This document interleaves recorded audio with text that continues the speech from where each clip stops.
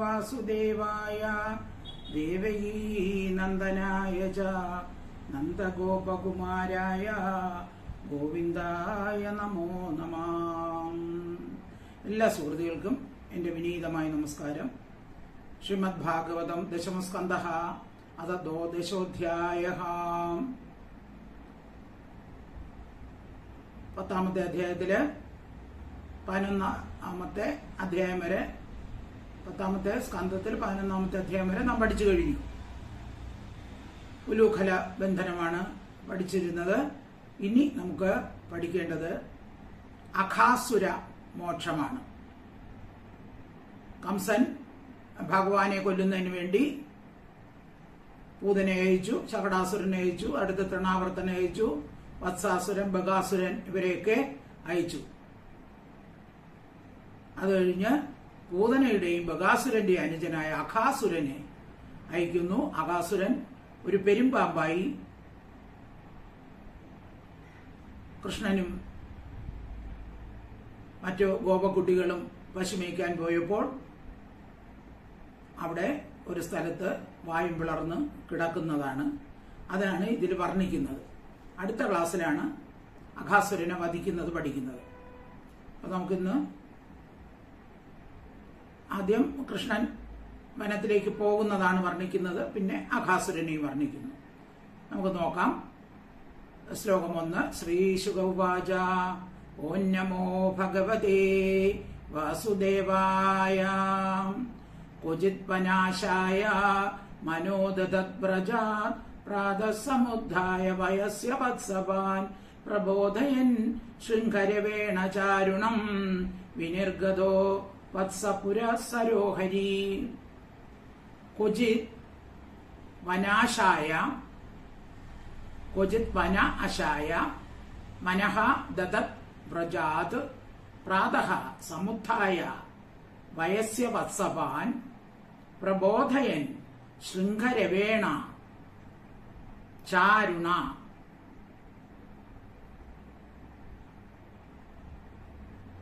വിനിർഗതഃ വത്സപുരഃ സരഃ ഹരിഃ. ക്വചിത് ഒരിക്കൽ വനാശായ വനത്തിൽ വെച്ച് ഭക്ഷണം കഴിക്കാനായി. കൃഷ്ണൻ തലേ ദിവസം പറഞ്ഞു നമുക്ക് വനത്തിൽ വെച്ച് തന്നെ ഭക്ഷണം കഴിക്കണം, അതുകൊണ്ട് നിങ്ങൾ എല്ലാവരും എന്ത് ചെയ്യണം, അവരവരുടെ ഭക്ഷണവും കൂടെ കൊണ്ടുവരണം എന്ന് പറഞ്ഞു. അങ്ങനെ മനസ്സിനെ ഇതൊക്കെ തുറപ്പിച്ചുകൊണ്ട് അപ്പൊ നാളെ ഇനി വനത്തിൽ വെച്ച് ഭക്ഷണം കഴിക്കുക, അപ്പൊ എല്ലാവരും ഭക്ഷണം കൊണ്ടുവരണം. അങ്ങനെ മനസ്സിൽ ഉറപ്പിച്ചുകൊണ്ട് പ്രാതഃ കാലത്ത് തന്നെ സമുത്ഥായ എഴുന്നേറ്റ് ചാരുണ മനോഹരമായ ശൃംഖരവേണ കൊമ്പ്, അതായത് കൊമ്പ് കുഴലൊക്കെ ഇവിടെ എടുത്ത് എന്ത് ചെയ്യുന്നു, അതില് നാദം പുറപ്പെടുവിക്കും, ശബ്ദം പുറപ്പെടുവിക്കും. അപ്പൊ കൃഷ്ണൻ വന്നെന്ന് അറിയിക്കുന്നത് അങ്ങനെയാണ്, കൊമ്പൂതിയോ അല്ലെങ്കിൽ ഓടക്കുഴലൂതിയോ ആണ് അറിയിക്കുന്നത്. അപ്പൊ അങ്ങനെ ശൃംഖരവേണ ആ കൊമ്പിന്റെ നാദത്താൽ വയസ്യ വത്സവാൻ എല്ലാ കൂട്ടുകാരെയും പശുക്കുട്ടികളെ മേയ്ക്കുന്നവരെയും പ്രബോധൻ ഉണർത്തി. ഭഗവാൻ രാവിലെ എണീറ്റ് ഈ കൊമ്പ് ഊതും അല്ലെങ്കിൽ ഓടക്കുഴൽ ഊതും. അപ്പൊ എല്ലാവർക്കും മനസ്സിലാകാം കൃഷ്ണൻ ഉണർന്നു, പശുക്കുട്ടികളെ മേയ്ക്കാൻ സമയമായി. അവരെല്ലാം ഉണർത്തിയിട്ട് വത്സപുരസരഹ പശുക്കുട്ടികളെ മുന്നടത്തിക്കൊണ്ട് പശുക്കുട്ടികളെ മുൻപേ വിടുവങ്ങ്. എന്നിട്ട് ഹരി ഭഗവാൻ വ്രജത്തിൽ നിന്ന് വിനിർഗത പുറപ്പെട്ടു. അപ്പൊ അങ്ങനെ അവർ പശുക്കുട്ടികളെ മേയ്ക്കാൻ വേണ്ടി പശുക്കുട്ടികളെയൊക്കെ മുമ്പിൽ തെളിച്ചുകൊണ്ട് അവരെന്ത് ചെയ്യുന്നു, പുറകെ പോകും. ഭഗവാൻ ഏറ്റവും ബാക്കിലാണ് നടക്കുന്നത്. കാരണം എല്ലാവരുടെയും എല്ലാ താപങ്ങളെയും സംഹരിച്ച് പരമാനന്ദം നൽകുന്ന ഭഗവാൻ എല്ലാവരുടെയും സംരക്ഷണം ഉറപ്പുവരുത്തണമല്ലോ. എന്നിട്ട് ഭഗവാൻ ഏറ്റവും ബാക്കിൽ നിന്നേ പോകുള്ളൂ.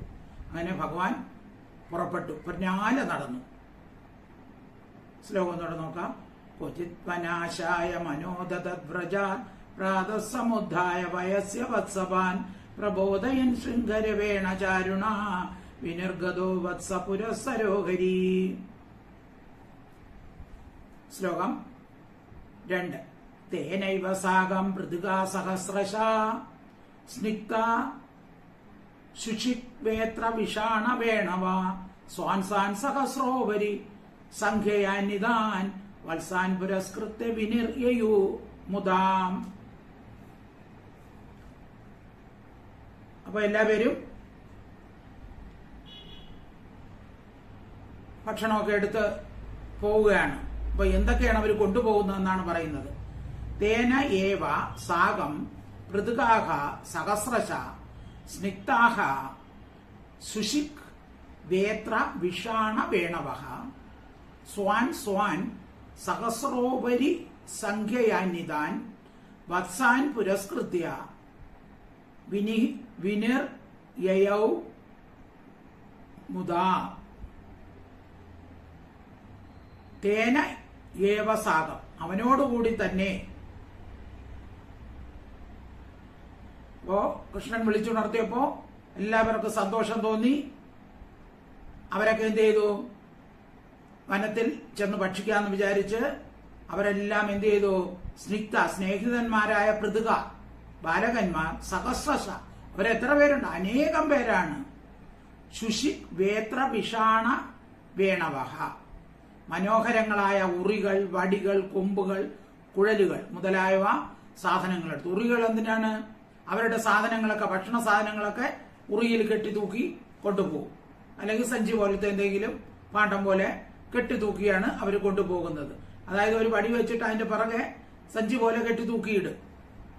ഉറി പോലെയാക്കി അതില് കെട്ടി തൂക്കിയിടും. അപ്പൊ വടികള്, മനോഹരമായ ഉറികള്, വടികള്, കൊമ്പുകള്, കുഴലുകള്. അപ്പൊ പോകുമ്പോ വളരെ സന്തോഷിച്ച് കുഴലൂതി കൊമ്പുകളൊക്കെ ഊതി അങ്ങനെ അങ്ങ് പോകും. ഇനി എത്ര പേരുണ്ടെന്നാണ്? സഹസ്രോപരി സംഖ്യ, 1000-ലധികം സംഖ്യയോട് അന്യതാൻ ഒത്തിരിക്കുന്ന സ്വാൻ സ്വാൻ അവരവരുടെ വത്സാൻ പശുക്കുട്ടികളെ. ഓരോരുത്തർക്കും ആയിരക്കണക്കിന് പശുക്കുട്ടികളാണുള്ളത്. അതിനെ എല്ലാത്തിനെയും മുമ്പ് നടത്തിയിട്ട് മുതാ സന്തോഷത്തോടുകൂടി വിനറിയോ പുറത്തേക്ക് പുറപ്പെട്ടു.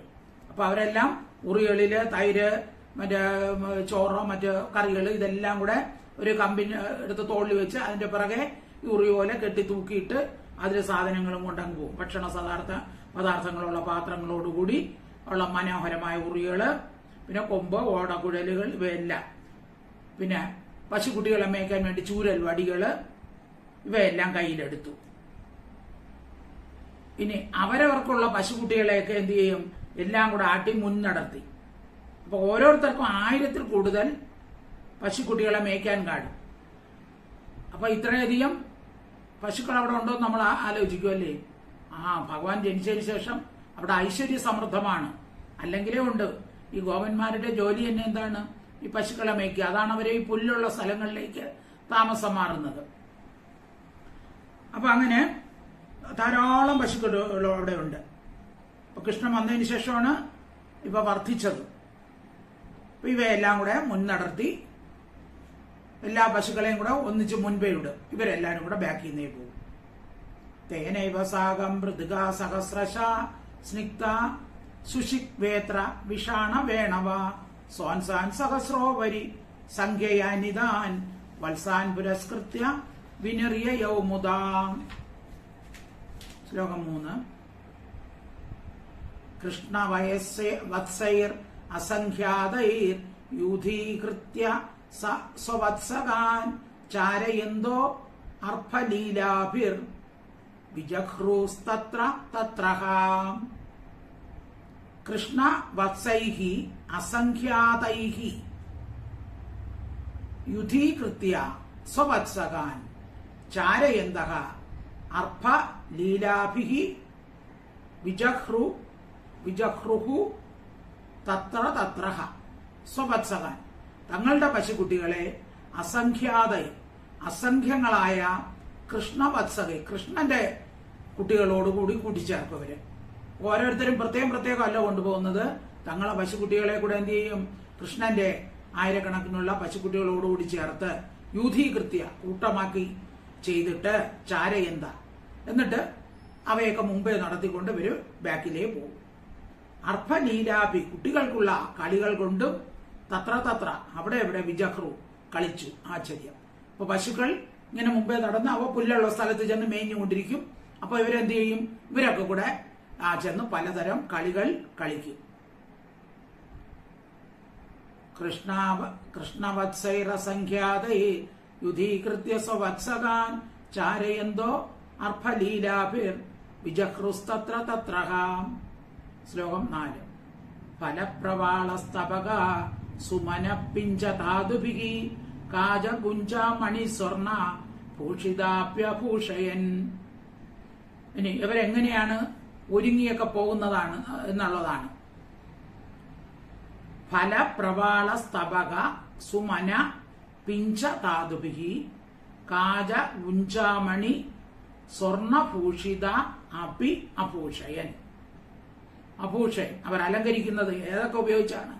ഫലപ്രവാള കായ്കൾ, ഇലകൾ, സ്തബക പൂങ്കൊത്തുകൾ, പൂക്കുലകൾ, സുമന പുഷ്പങ്ങൾ, പിഞ്ച മൈപീലികൾ, ധാതുഭി മനയോലകൾ എന്നീ സാധനങ്ങൾ കൊണ്ട് കാജ പുഞ്ച മണിസ്വർണ ഭൂഷിതാഭി കാജം, കുന്നികുരു, രത്നം, സ്വർണ്ണ ഇവ കൊണ്ട് അലങ്കരിക്കപ്പെട്ട് അഭൂഷയൻ.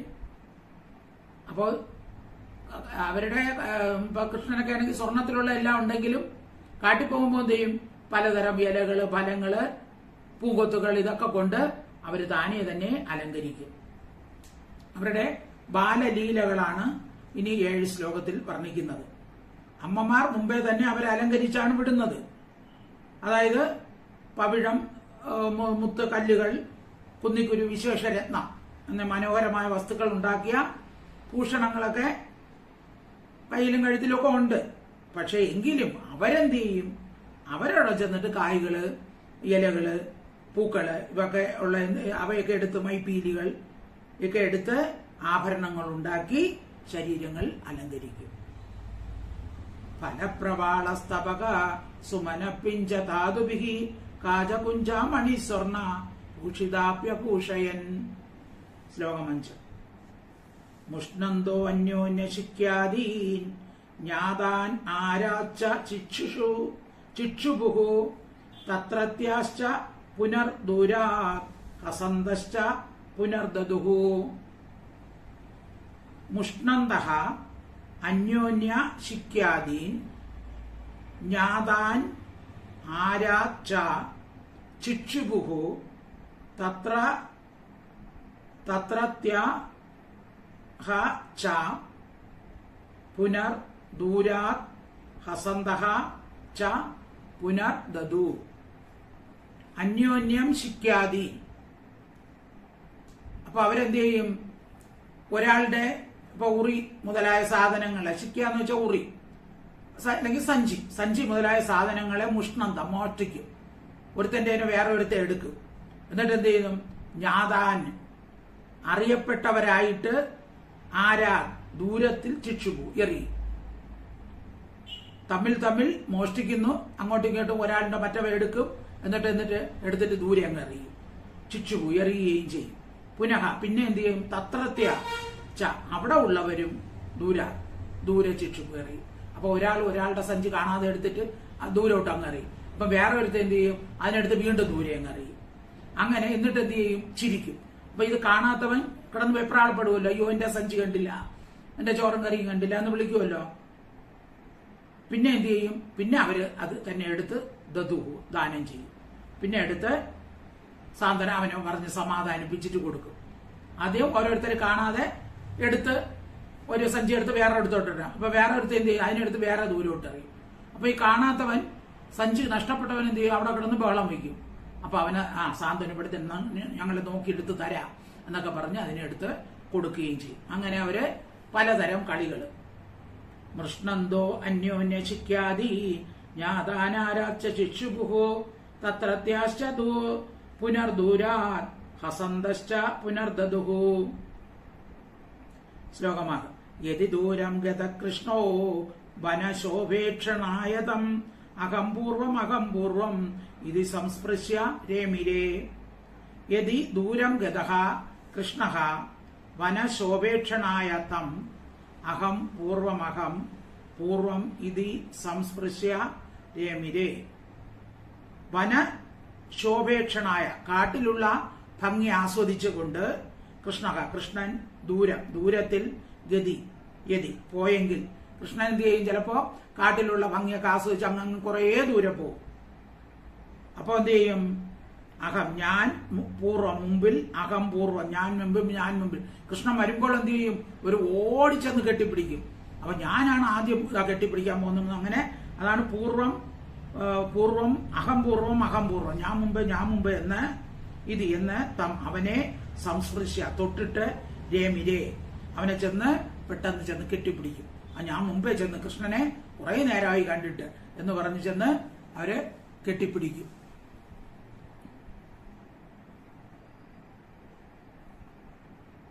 ശ്ലോകം 7. കേചിത് വേണുൻ വാദയന്തോ ത്വാന്തശൃംഗാണി കേചന കേചിത് ഭൃംഗൈ പ്രഗായന്ത കൂജന്ത കോകിലൈ പരേ.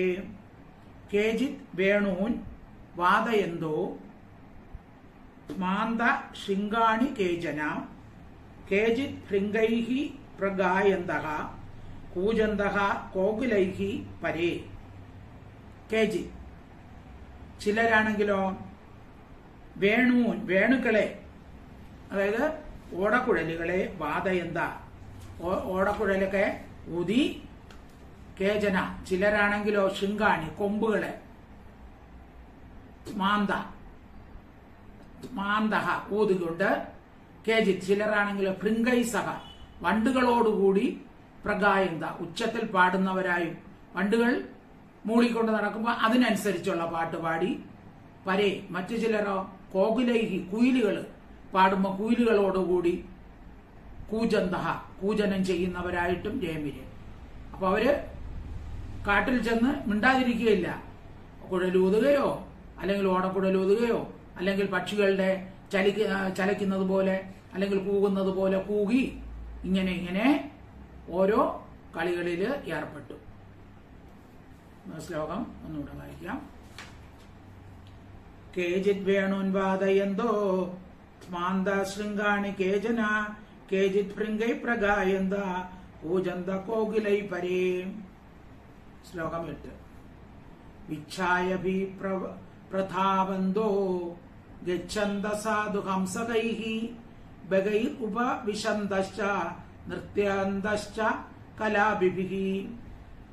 വിച്ഛായാഭിഃ പ്രധാവന്തഃ ഗച്ഛന്തഃ സാധു ഹംസകൈഃ ബഗൈഃ ഉപവിശന്തഃ ച നൃത്യന്തഃ ച കലാഭിഃ. വിച്ഛായാഭി പക്ഷികളുടെ നിഴലുകളോടുകൂടി, പ്രധാവന്ത ഓടുന്നവരായിട്ട്, അതായത് പക്ഷികൾ പറക്കുമ്പോൾ ഭൂമിയിൽ പതിക്കുന്ന അവയുടെ നിഴലിന്റെ കൂടെ കുട്ടികൾ ഓടും. പക്ഷികൾ പറന്ന് പോകുമല്ലോ, അപ്പൊ താഴെ ഭൂമിയിൽ നിഴല് പിന്നെ പതിക്കുമല്ലോ, അതിന്റെ പിറകെ ഓടും. ഹംസപക്ഷികളോടുകൂടി, ഹംസപക്ഷികൾ നടക്കുമ്പോൾ അവയുടെ മാതിരി മനോഹരമായി നടക്കും. സാധു മനോഹരമാവണ്ണം ഗച്ഛന്ത നടക്കുന്നവരായിട്ടും. ബഗൈഹി കൊറ്റികളോടുകൂടി, ഉപവിശന്ത ഉപവേശിക്കുന്നവരായിട്ടും, അതായത് കൊക്കുകള് കുളത്തിന്റെ വക്കത്തിരിക്കുമ്പോൾ സമീപത്ത് ചെന്ന് അതുമാതിരി പതുങ്ങിയിരിക്കും. ഉപവിശന്ത ഇരിക്കുന്നവരായിട്ടും. കലാഭിപി മയിലുകളോടുകൂടി നൃത്തം ചെയ്യുന്നവരായിട്ടും. മയിലുകൾ മയിൽപ്പീലി വിടർത്തി നൃത്തം ചെയ്യുമ്പോൾ അവരെന്ത് ചെയ്യുന്നു? ആ വിധം തങ്ങളും ചാഞ്ചാടും ചെയ്യുന്നവരായിട്ട് രേമിരെ ക്രീഡിച്ചു. അപ്പൊ അങ്ങനെ നല്ല രസിച്ച് കളിച്ച് നടക്കുകയാണ്. വിച്ഛായാഭിപ്രധാവന്തോ ഗച്ഛന്ത സാധു ഹംസകൈഃ ബഗൈർ ഉപവിശന്തശ്ച നൃത്യന്തശ്ച കലാഭിഃ. ശ്ലോകം 9. വികർഷന്ത കീശവാലാൻ ആരോഹന്തശ്ച തൈർദ്രുമാൻ വികുർവന്തശ്ച തൈ സാഗം പ്ലവന്തശ്ച പലാശിഷു. കീശവാലാൻ കുരങ്ങുകളുടെ വാലുകളെ വികർഷന്ത വലിക്കും. കുരങ്ങുകൾ ഇങ്ങനെ മരത്തിയിരിക്കുമ്പോൾ എന്ത് ചെയ്യും? അവിടെ ചെല്ലുമ്പോൾ ആ കുരങ്ങുകളുടെ വാലിനെ വലിച്ചു പിടിക്കും. തൈ അവയോടുകൂടി ദ്രുമാൻ മരങ്ങളെ ആരോഹന്ത അപ്പൊ കുരങ്ങുകൾ എന്ത് ചെയ്യും? മരത്തിൽ ഇറുക പിടിക്കും. അപ്പൊ ഇവരുടെ വാലി പിടിച്ച് അങ്ങ് കയറും, മരത്തിൽ കയറും. തൈ സാഹം അവയോടുകൂടി വികുർവന്ത വികാരങ്ങളെ കാട്ടുന്ന, അതായത് കുരങ്ങുകൾ ഗോഷ്ഠി കാണിക്കുമ്പോൾ ഇവർ ഗോഷ്ഠി കാണിക്കുമ്പോൾ കുരങ്ങും കാണിക്കും. അപ്പൊ അതിനനുസരിച്ച് ഇവർ ഗോഷ്ഠി കാണിച്ച് പലാശിഷു വൃക്ഷങ്ങളിൽ പ്ലവന്തം ചാടുന്നവരായിട്ട് രേമിര്. കുരങ്ങുകൾ വൃക്ഷങ്ങൾ കിടന്ന് ചാടൂല്ലേ, അതുപോലെ തന്നെ ഇവരും അതുപോലെ തന്നെ. ആദ്യം കുരങ്ങളൊക്കെ പല്ലൊളിച്ച് കാട്ടും, ചുണ്ടനക്കി കാണിക്കും. അപ്പൊ അങ്ങനെ ഗോഷ്ഠികൾ കാണിക്കുമ്പോൾ എന്ത് ചെയ്യും?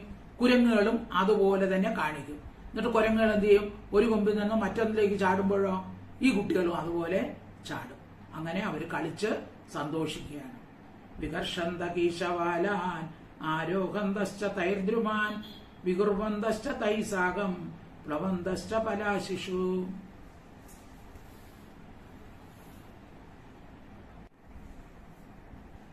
പത്താമത്തെ ശ്ലോകം.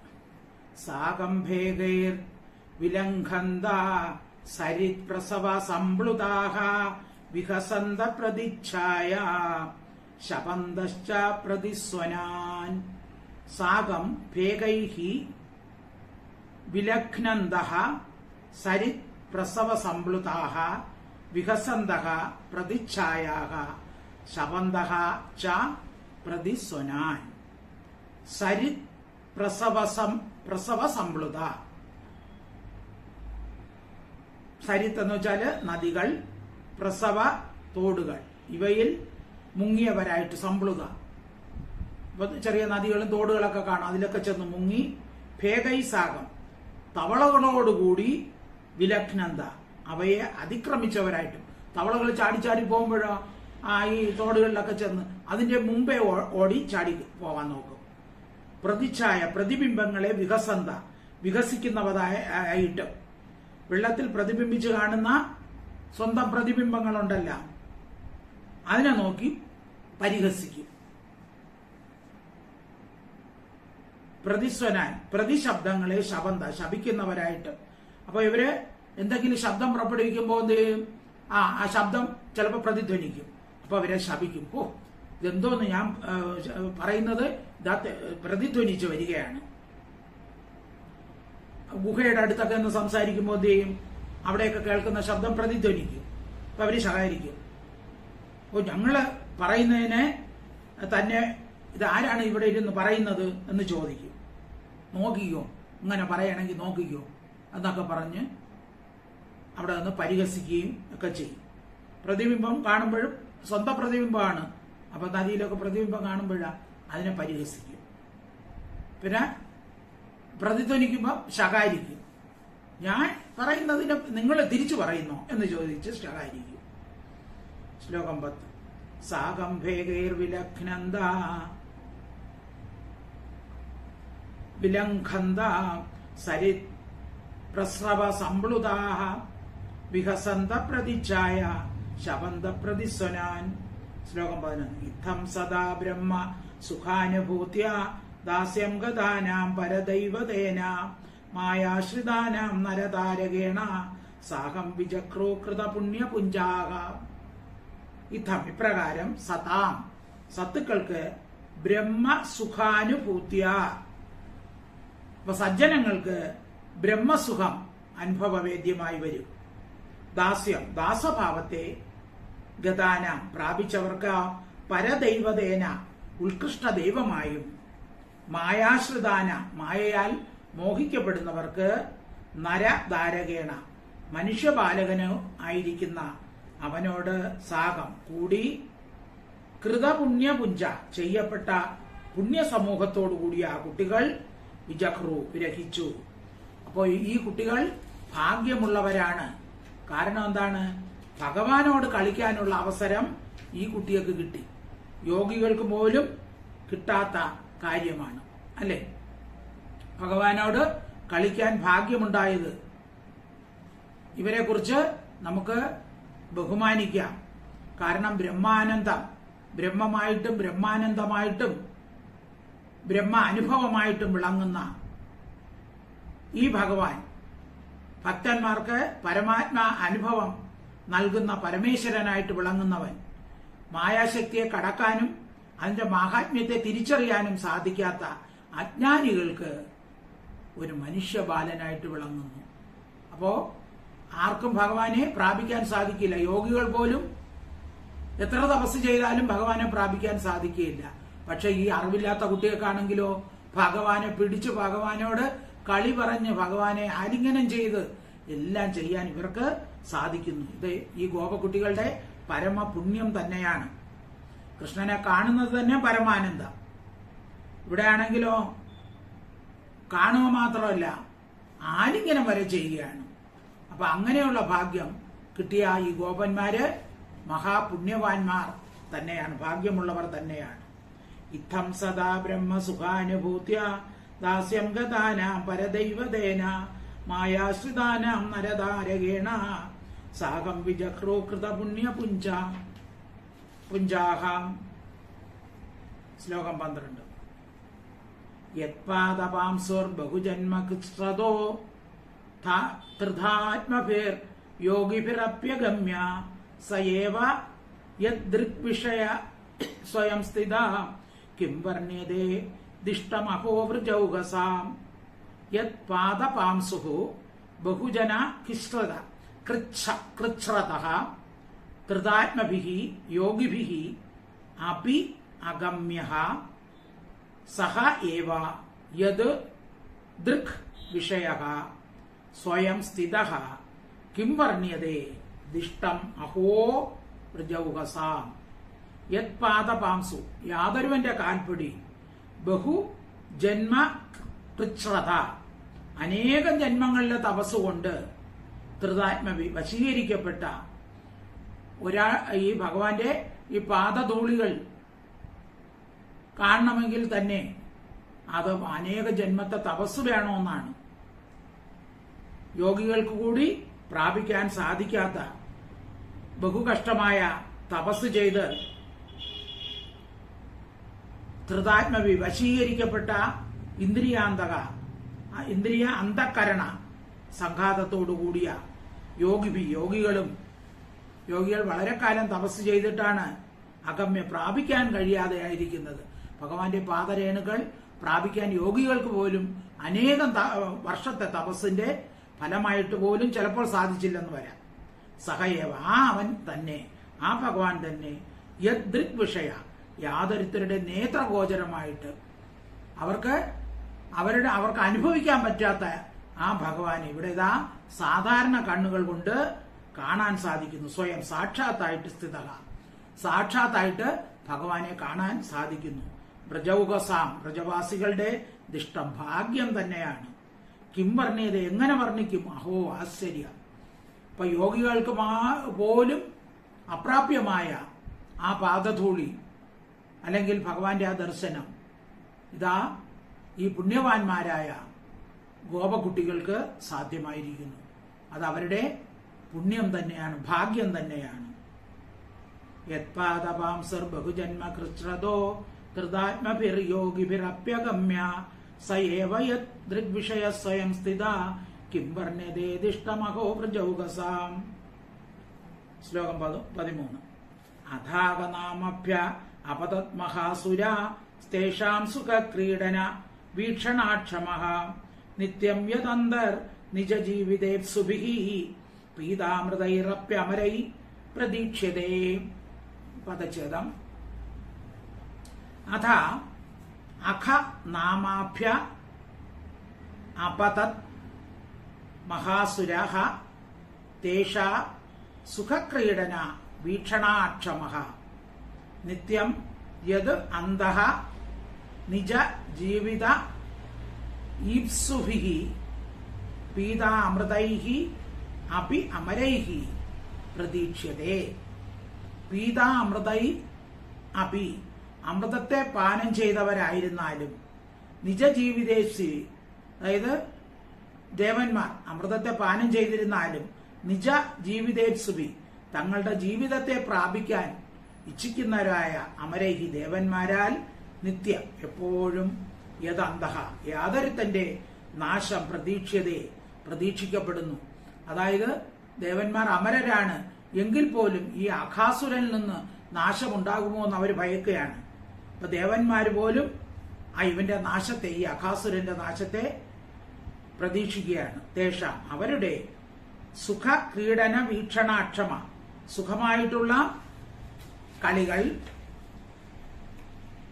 കാണാൻ ക്ഷമയില്ലാത്തവനായിരുന്ന അഖൻ എന്ന പേരായ മഹാസുരൻ അത് അനന്തരം പെട്ടെന്ന് അവിടെ എത്തുന്നു. കുട്ടികൾ അവിടെ കളിച്ചുകൊണ്ടിരിക്കുമ്പോൾ അഖൻ എന്നു പേരായ ഒരസുരൻ കൃഷ്ണനെയും ബലരാമനെയും കൊല്ലാനായി അവിടെ എത്തുകയാണ്. അവരുടെ മനോഹര ലീല കണ്ട് ആനന്ദിക്കാൻ അവന് ക്ഷമയൊന്നുമില്ല. ഇവിടെ കളിക്കുകയാണ്, ദേവന്മാർ പോലും ഇത് കണ്ട് ആസ്വദിക്കുകയാണ്. പക്ഷേ അവന് ക്ഷമയൊന്നുമില്ല. അവനെന്ത് ചെയ്യണം? ഇവരെ കൊല്ലണം. അതുകൊണ്ട് അവൻ കാത്തിരിക്കാതെ പെട്ടെന്ന് തന്നെ കൊല്ലാനായിട്ട് അവിടെ എത്തുകയാണ്. അപ്പൊ മനോഹരമായിരിക്കുന്ന കൃഷ്ണലീല ചിന്തിച്ചും കേട്ടും കണ്ടും ആനന്ദിക്കാൻ ക്ഷമയില്ലാത്തവൻ ആരാണോ അവനാണ് അഖാസുരൻ. അഖ എന്ന് വെച്ചാൽ പാപം. അഖ അസു ജീവൻ, പാപജീവിതം കൊണ്ട് ലോകത്തിൽ ദുഷ്പേര് കേട്ടവൻ, അതാണ് അഖാസുരൻ. പാപമുള്ളവൻ, പാപം കൊണ്ട് ദുഷ്പേര് കേട്ടവൻ, പാപജീവിതം നയിക്കുന്നവൻ. അപ്പൊ അതുകൊണ്ട് അവന് ഈ കുട്ടികളുടെ കളികളൊന്നും കാണണ്ട. അഥാഘനാമാഭ്യപതത് മഹാസുര തേഷാം സുഖക്രീഡന വീക്ഷണാക്ഷമ നിത്യം യദന്തർ നിജജീവിതേർസുഭി പീതാമൃതൈ അപ്യ അമരൈ പ്രതീക്ഷ്യതേ. ശ്ലോകം 14. ദൃഷ്ട്വാർഭകാൻ കൃഷ്ണമുഖാനഖാസുര കംസാനുശിഷ്ട സബഹീബകാനുജ അയം തു മേ സോദരനാശകൃത്തയോർ ദ്വയോർമമൈനം സബലം ഹനിഷ്യേ. ദൃഷ്ട്വാ അർഭകാൻ കൃഷ്ണമുഖാൻ അഖാസുരഃ കംസാൻ അനുശിഷ്ടഃ സബഹി ബക അനുജഃ അയം തു മേ സോദര നാശകൃത്തയോഃ ദ്വയോഃ മമ ഏനം സബലം ഹനിഷ്യേ.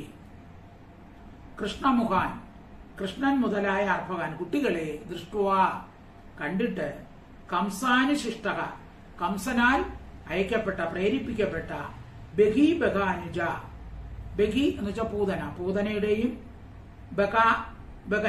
ബകാസുരന്റെയും അനുജനായ സഹ അകാസുരൻ. അപ്പൊ ഈ അകാസുരൻ ആരാണ്? പൂതനയുടെയും ബകാസുരന്റെയും അനുജനാണ്. അപ്പൊ അവൻ കംസനാൽ അയക്കപ്പെട്ടവനാണ്. പക്ഷെ അവനും ഇവരെ കൊല്ലണം. കാരണം എന്താണ്?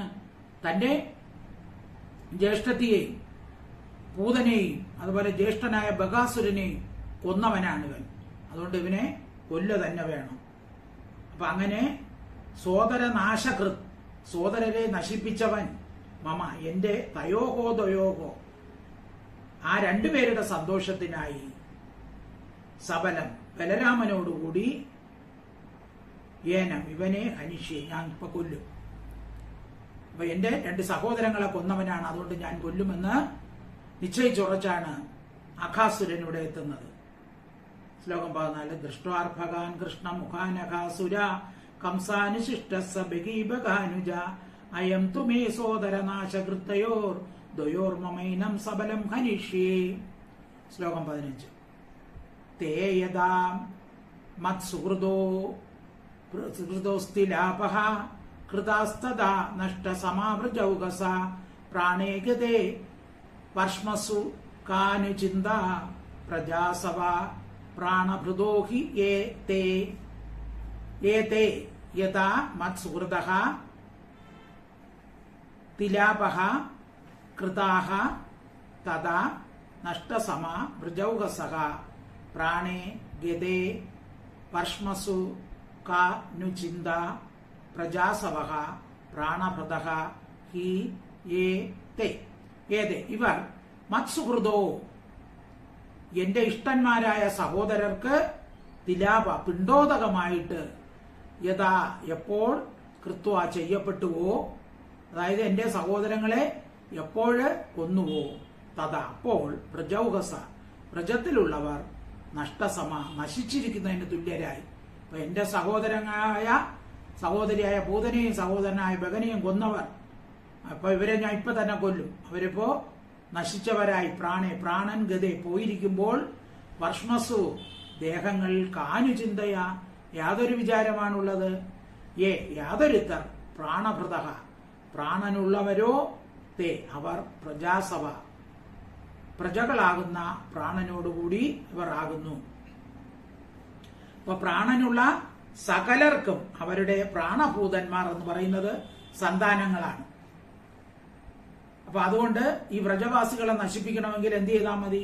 അവരുടെ സന്താനങ്ങളെ കൃഷ്ണനെയും ബലരാമനെയും മറ്റു കുട്ടികളെയും നശിപ്പിച്ചാൽ മതിയാവും. അപ്പൊ ഈ കുട്ടികളെ കൊന്നാൽ അവരുടെ മാതാപിതാക്കൾ പ്രാണനെ മുഴുവനും നശിച്ചതിന് തുല്യരായി തീരും. അപ്പൊ ജീവച്ഛവമായി മാറിക്കോളൂ അവര്. അതുകൊണ്ട് എന്ത് ചെയ്യുന്നു? പിന്നെ പ്രാണൻ വിട്ട ദേഹത്തെ പിന്നെ നശിപ്പിക്കേണ്ട കാര്യമില്ലല്ലോ. അപ്പൊ ഈ കുട്ടികളെ കൊന്നാൽ മതി. ആ വ്രജവാസികളെ കൊന്നതിന് തുല്യം തന്നെയാണ്. ഏതേയതാമത് സുഹൃദോസ്തി ലാഭ കൃതാസ്തതാ നഷ്ട സമാവൃജൗഹസ പ്രാണേഗതേ വർഷ്മസു കാനുചിന്തം പ്രസാസവ പ്രാണഭൃതോഹി ഏതേ. ശ്ലോകം 16. ഇതി വ്യവസ്യാ അജഗരം ബൃഹദ്വപു സയോജനായാമ മഹാദ്രിപീവരം ധൃതാത്ഭുതം വ്യാത്ത ഗുഹാനനം തഥാ പതിവ്യശേത ഗ്രസനാശയാഖലഃ. ഇതി ഇപ്രകാരം വ്യവസ്യ അജഗരം ബൃഹത് വപുഹു. അജഗരം എന്ന് വെച്ചാൽ പെരുമ്പാമ്പ്. വ്യവസ്യ നിശ്ചയിച്ചിട്ട് സഹകല ആ ദുഷ്ടൻ എന്ത് ചെയ്തു? യോജന ആയാമ ഒരു യോജന ദീർഘവും മഹാപർവ്വതം പോലെ തടിയുള്ളതുമായ മഹാദ്രി പീവരം. യോജനയാമ മഹാദ്രി പീവരം ഒരു യോജന നീളം, മഹാദ്രി പർവ്വതം പോലെ, പീവരം തടിയുള്ളതും, വ്യാത്ത ഗുഹാനനം പിളർക്കപ്പെട്ട ഗുഹ പോലെയുള്ള മുഖത്തോടു കൂടിയതും. അതായത് അജഗരത്തിന്റെ അല്ലെങ്കിൽ ആ പെരുമ്പാമ്പ് എങ്ങനെ കിടക്കുന്നു എന്നുള്ളതാണ്. ഒരു യോജന നീളമാണ്.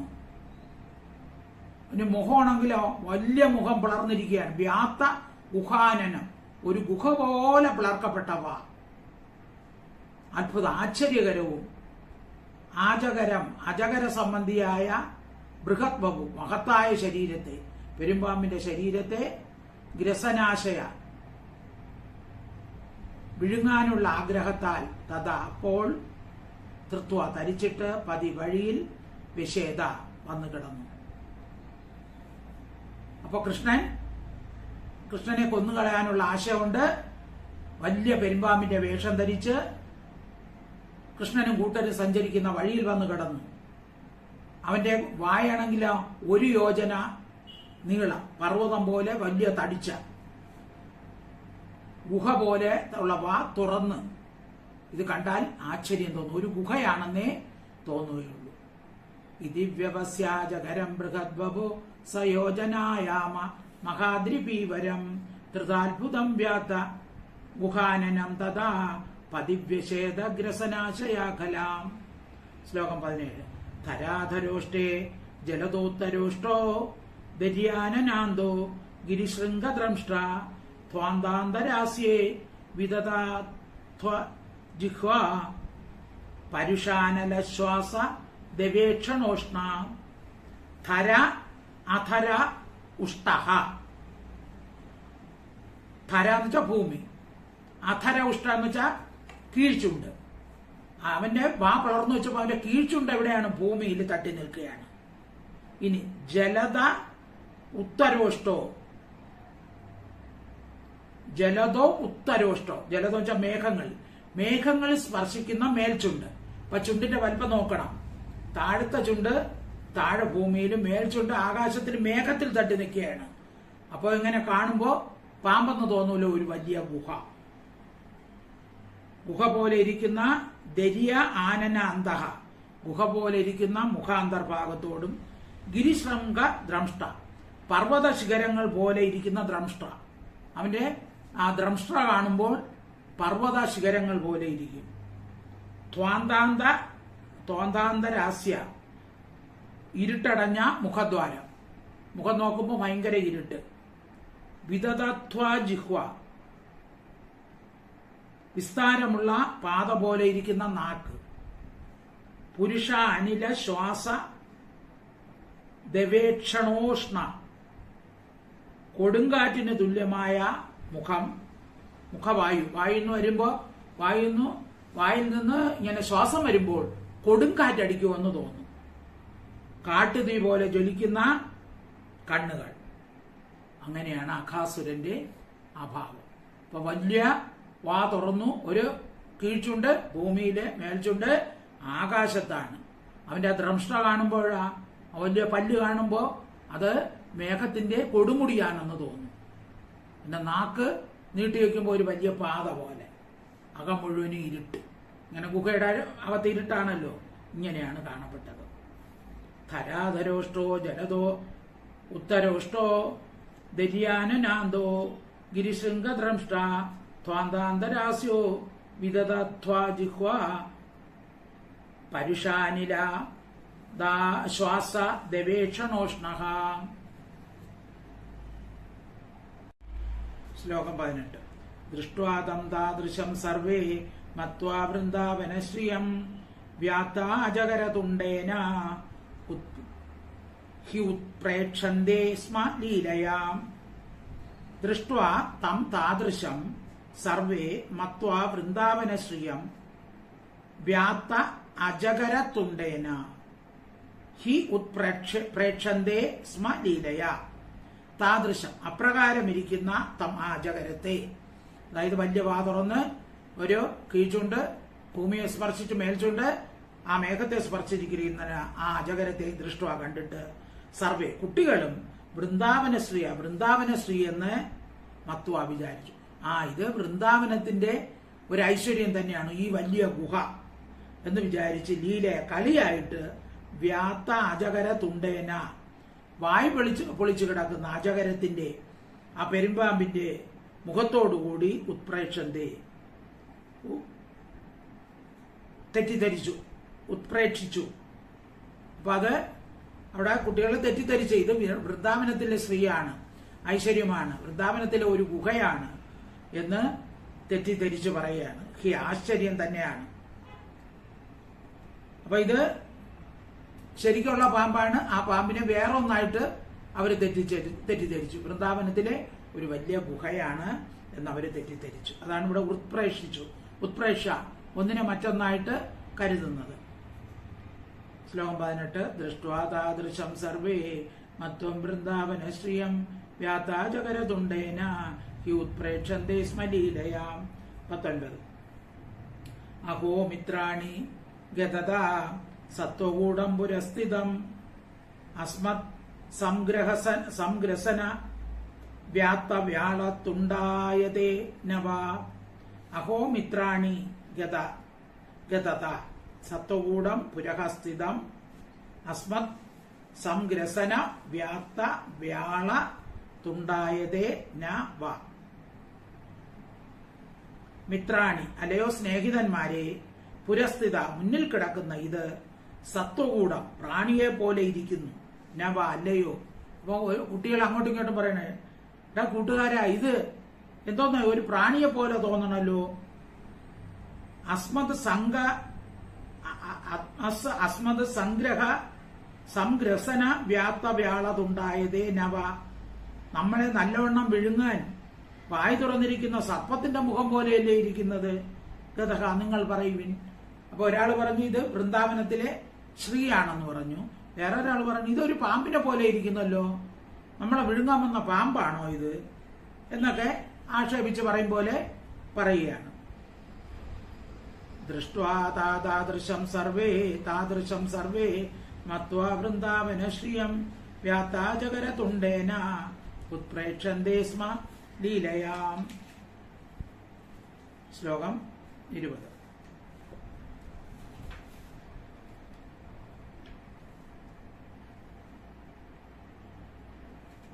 അടുത്തത് ശ്ലോകം 20 തന്നെയല്ലോ. സത്യം അർക്കകരാരക്തം ഉത്തരാഹനുവത്ഖനം അതരാഹനുവദ്രോധ തത്പ്രതിച്ഛായാരുണം. സത്യം അർക്കകരാരക്തം ഉത്തരാഹനുവത് ഖനം അധരാഹനുവത് രോധ തത് പ്രതിച്ഛായ അരുണം. സത്യം പരമാർത്ഥം. അർക്ക കരാരക്തം സൂര്യകിരണങ്ങളാൽ ഏറ്റവും തുടുത്തിരിക്കുന്ന ഖനത്തെ ഉത്തരാഹനുവത് മേൽഭാഗത്തെ ചുണ്ടെന്ന പോലെ. അപ്പൊ മറ്റ് കുട്ടികൾ പറയുകയാണ് ശരി തന്നെ, നിങ്ങൾ പറഞ്ഞ ശരി തന്നെ. ആകാശത്തിൽ സൂര്യകിരണങ്ങളുടെ സമ്പർക്കം മൂലം ചുവന്നിരിക്കുന്ന മേഘത്തിൽ തട്ടിക്കൊണ്ടിരിക്കുന്ന ഇത് ആ പ്രാണിയുടെ മുകളിലത്തെ ചുണ്ടാണ്. തത്പ്രതിച്ഛായ മേഘത്തിന്റെ പ്രതിബിംബം കൊണ്ട് അരുണം ചുവന്നിരിക്കുന്ന രോധക തീരം അതരാഹനുവ താഴത്തെ ചുണ്ടെന്ന പോലെ ഇരിക്കുന്നത് പശ്യത നോക്കുവിൻ. ഇപ്പൊ മേഘങ്ങളിൽ നിന്നും പുറപ്പെടുന്ന പ്രതിബിംബ നിമിത്തം, പ്രതിബിംബ ശോഭ നിമിത്തം ചുവന്നിരിക്കുന്ന ഈ നദീതീരത്ത് തട്ടിക്കൊണ്ട് കിടക്കുന്നത് അതിന്റെ താഴത്തെ ചുണ്ടാണ്. നിങ്ങൾ കാണുകയും ഇത് ഏറ്റവും ഭയങ്കരമായ ഒരു പ്രാണിയാണ്, സംശയമില്ല. സൂക്ഷിച്ചു നോക്കുക, ഇത് പരമാർത്ഥം തന്നെയാണ്. ഓരോ കുട്ടികളും ഓരോന്ന് പറയുകയാണ്. ശ്ലോകം 20. സത്യം അർക്കകരാരക്തം ഉത്തരാഹനുവത്ഖനം അതരാഹനുവദ്രോധ തത്പ്രതിച്ഛായാരുണം. പ്രതിസ്പർദ്ധതേ സൃഭ്യാം സവ്യാസവ്യേ നഗോദരേ തുംഗശൃംഗാലയോ അപ്യേതഃ തം ദ്രംഷ്ടാഭിഃ ച പശ്യത. സവ്യാസവ്യേ ഇടത്തും വലത്തുമുള്ള നഗോദരെ പർവ്വത ഗുഹകൾ ശൃഭ്യാം അധരപ്രാന്തങ്ങളോട് പ്രതിസ്പർദ്ധതയെ കടപിടിക്കുന്നു. അപ്പൊ ഇതിന്റെ അധരങ്ങളുടെ ഇടത്തും വലത്തും ഭാഗങ്ങൾ അറ്റങ്ങൾ ഈ പ്രാണിയുടെ ഇടത്തും വലത്തുമുള്ള പർവ്വത ഗുഹ പോലെ ഇരിക്കുന്നു. അപ്പൊ അതിന്റെ ഇടത്തും വലത്തും പർവ്വത ഗുഹകളും ഉണ്ട്. അപ്പൊ ആ ഗുഹകൾ പോലെ ഇരിക്കുന്നു. പിന്നെയോ പ്രതിസ്പർദ്ധേത പർവ്വത ഗുഹകളോട് കിടപിടിക്കുന്നു. ഏതത ഈ തുംഗശൃംഗാലയ ഉന്നത ശിഖരങ്ങൾ തം ദ്രംഷ്ടാഭിച്ച ദ്രംഷ്ടകളോടും സ്പർദ്ധിക്കുന്നു. അപ്പൊ പർവ്വതത്തിലെ വലിയ കൊടുമുടികൾ ഇതിന്റെ ദ്രംഷ്ട പോലെ ഇരിക്കുന്നു. ഉയർന്ന കൊടുമുടികളെ പോലെയാണ് ഇതിന്റെ ദ്രംഷ്ടകൾ. അപ്പൊ ഈ അജഗരം കിടക്കുന്നതിന്റെ സമീപത്ത് മലയുണ്ട്. രണ്ടു ഭാഗത്ത് മലകളും മലഞ്ചെരുവിൽ കൂടി ഒരു നദിയും, നദിയുടെ അരികത്ത് അജഗര രൂപമായ അകാസുരനും കിടക്കുന്നു എന്ന് നമുക്ക് ഈ വർണ്ണനയിൽ നിന്നും മനസ്സിലാക്കാം. പ്രതിസ്പർദ്ധേത സൃക്കിഭ്യാം സവ്യാസവ്യേ നഗോദരേ തുംഗശൃംഗാലയോപ്യേത തദ്ദ്രംഷ്ടാഭിശ്ച പശ്യത.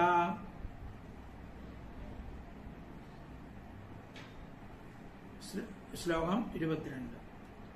ആശ്രിത ആയാമമാർഗോയം രസനാ പ്രതി ഗർച്ഛതി യേഷാം അന്തർഗതം ധ്വാന്തം ഏതദപ്യ അന്തരാനനം.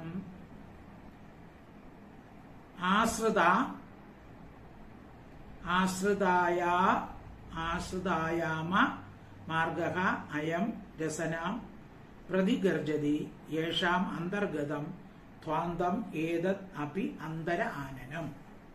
അയം ഈ ആശ്രിതായാമ വീതിയും നീളവുമുള്ള പാത രസനാം പ്രതി നാമിനെ കുറിച്ച് ഗർജതി സ്പർദ്ധിക്കുന്നു. ഇപ്പൊ നീളത്തിലും വീതിയിലും കാണപ്പെടുന്ന ഈ മാർഗം ഇതിന്റെ നാവിന് തുല്യമാണ്. യേഷ ഇവയുടെ അന്തർഗതം ഉള്ളിലുള്ള ഏതധ്വാന്തമഭി ഇരുട്ട്, ഉള്ളിലെ പർവ്വതത്തിന്റെ ശിഖരങ്ങളുടെ ഉള്ളിൽ കാണുന്ന അന്ധകാരം അന്തരാനനം മുഖമധ്യത്തെക്കുറിച്ച് ഗർജതി. അതായത് പർവ്വതശിഖരങ്ങളുടെ ഇടയിൽ കാണപ്പെടുന്ന നീലമയമായ അന്ധകാരം ഈ പ്രാണികളുടെ മുഖത്തിനുള്ളതുപോലെ ഇരിക്കുന്നു. പർവ്വതശിഖരങ്ങളിൽ തങ്ങി നിൽക്കുന്ന മരങ്ങളുടെ നീല നിറമായ ഇലകൾ മാത്രം ആ പ്രദേശം